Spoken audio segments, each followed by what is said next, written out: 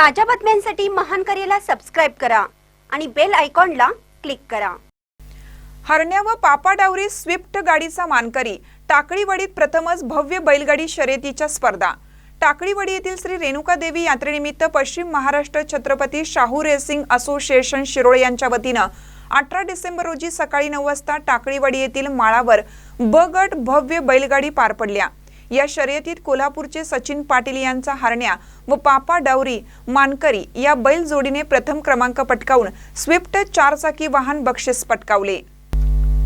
द्वितीय क्रमांकाचे बक्षीस सूरज भैया वायफळ व सतीश बेंद्रे यांच्या बावऱ्या व पांजेवाडी बैजाने बक्षीस पटकावलं। तृतीय क्रमांकाचे बक्षीस बाबार शेट यांच्या शिल्प्या व पिंट्या या बैलजोडीने पटकावले। शिरोळ तालुक्यामध्ये प्रथमच मोठ्या प्रमाणात टाकळीवाडी येथे ब गट बैलगाडी शर्यतीचे आयोजन करण्यात आले होते।